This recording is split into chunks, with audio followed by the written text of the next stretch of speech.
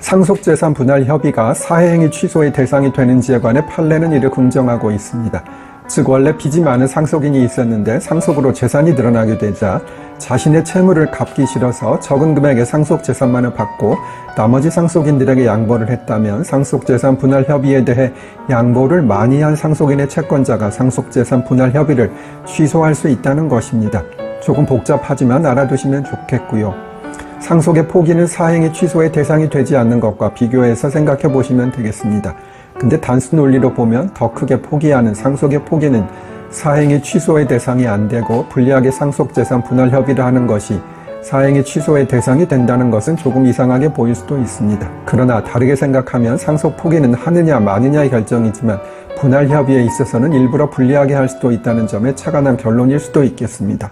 상속재산 분할은 모든 상속인이 참여해야 할까요? 정답은 예스입니다. 조금 어려운 표현으로는 필수적 공동소송이라고 하지요.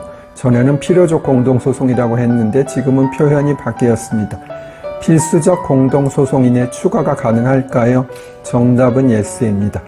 원래는 피고의 추가는 되지 않습니다.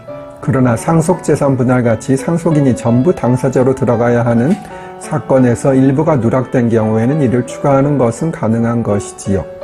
일부가 누락되었는데 추가가 안 되어서 별도의 소송을 한다면 상속인 간에 다른 결론이 날 수도 있는 불합리한 점이 있으니까요.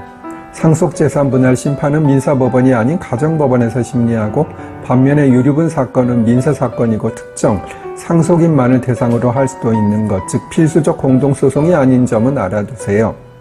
전의 쇼츠에서 이어집니다. 그리고 토지 관할, 즉 어느 지역에 있는 법원에서 재판을 받아야 하는지에 관하여 보면 민사소송에서 피고라고 불리는 소송을 당한 사람을 상속재산 분할 심판에서는 상대방이라고 하는데 상대방 1인의 주소지 법원에 소송을 제기할 수 있습니다. 예를 들어 상대방이 2명인데 한 명은 서울에 살고 한 명은 제주도에 산다면 두 곳이 모두 가능한데 저는 서울 변호사니 당연히 서울 가정법원에 제소하겠지요.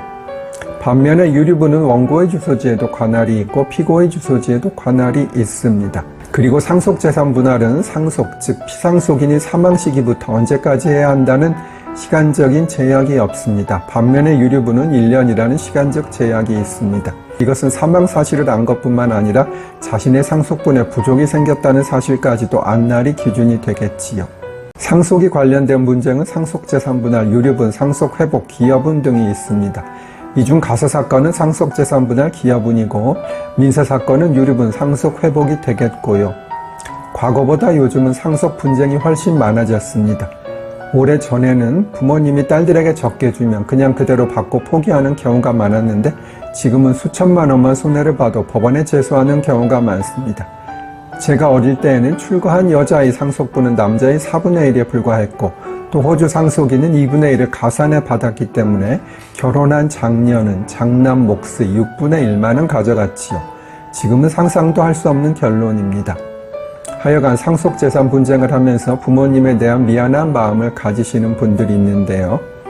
저도 적은 금액을 소송하라고 권하지는 않지만 소송을 하시는 분들이 많다는 정도는 알아두세요.